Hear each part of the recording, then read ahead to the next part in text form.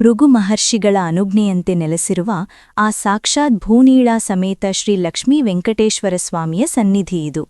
ಇವತ್ತು ನಾವು ಮುಳಬಾಗಿಲು ತಾಲೂಕಿನ ಮುಡಿಯನೂರು ಗ್ರಾಮದಲ್ಲಿದ್ದೀವಿ. ಇದು ಚೋಳರ ಕಾಲದ ಪುರಾತನ ದೇವಸ್ಥಾನ. ಇಲ್ಲಿನ ವಿಶೇಷ ಏನಪ್ಪಾ ಅಂದ್ರೆ, ಪ್ರತಿ ವರ್ಷ ಬ್ರಹ್ಮೋತ್ಸವದ ಕೊನೆಯ ದಿನ ನಡೆಯೋ ಈ ಹೂವಿನ ಪಲ್ಲಕ್ಕಿ ಸೇವೆ. 100 ವರ್ಷಗಳಿಂದ ಕರಗದ ಮುನಿವೆಂಕಟಪ್ಪನವರು ಈ ಸೇವೆ ಮಾಡಿಕೊಂಡು ಬರ್ತಿದ್ರು.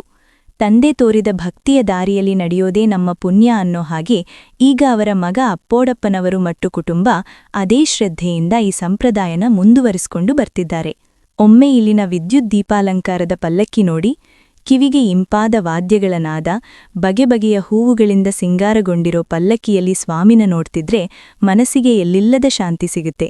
ಸಾಕ್ಷಾತ್ ಆ ತಿರುಪತಿ ತಿಮ್ಮಪ್ಪನೇ ಮುಡಿಯನೂರಿನ ಬೀದಿಗಳಿಗೆ ಇಳಿದು ಬಂದಿದ್ದಾನೇನೋ ಅಂತ ಅನ್ಸುತ್ತೆ.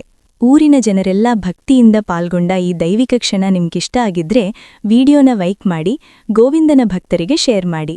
ನಮ್ಮ ನಾಡಿನ ಇಂಥ ಸುಂದರ ದೇವಾಲಯಗಳ ದರ್ಶನಕ್ಕಾಗಿ ನಮ್ಮ ದೇವಾಲಯ ಟಿವಿ ಪೇಜ್ನ ಫಾಲೋ ಮಾಡಿ.